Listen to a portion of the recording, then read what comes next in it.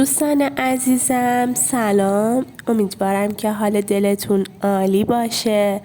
امروز اومدیم مرکز خرید ستاره فارس شیراز در خیابان عفیف‌آباد توی یه روز بارونی خیلی زیبا.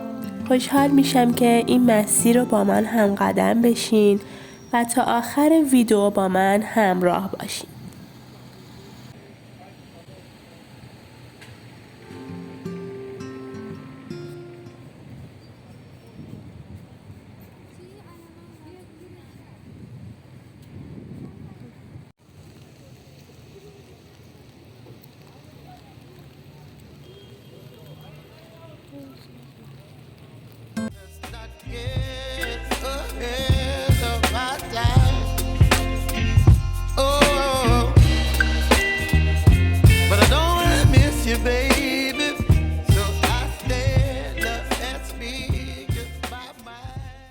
با هم بریم داخل که من قسمت‌های مختلف این مجتمع رو بهتون نشون بدم. مجتمع تجاری ستاره فارس شیراز دارای 9 طبقه هستش و حدوداً 450 واحد تجاری داره. پوشاک، کیف، کفش، لوازم آرایشی بهداشتی، ساعت و خیلی چیزای دیگر رو شما میتونین توی این پاساژ پیدا کنین.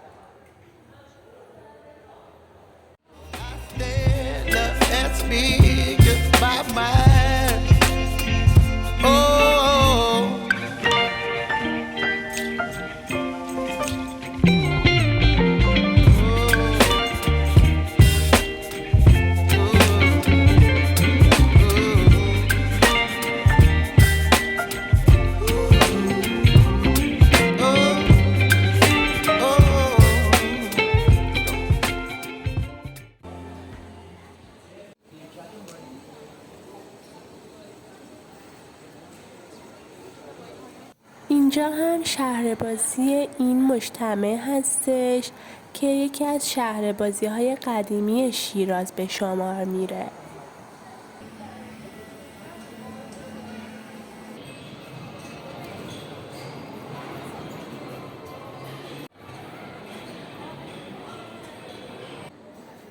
خب اینجا هم رسیدیم به خوشمزه ترین قسمت این مجتمع و شما میتونین خوراکی های مورد علاقتون رو اینجا تست کنید.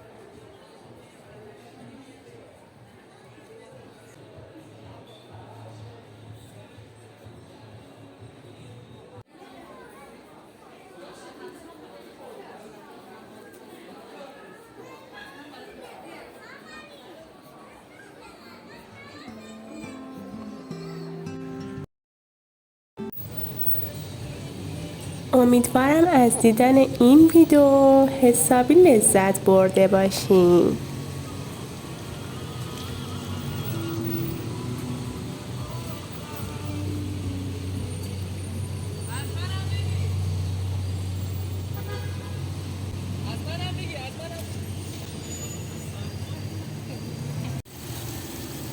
دوستان عزیزم خیلی ممنونم که ما رو حمایت میکنید و با لایک و کامنت قشنگتون به همون انرژی میدین.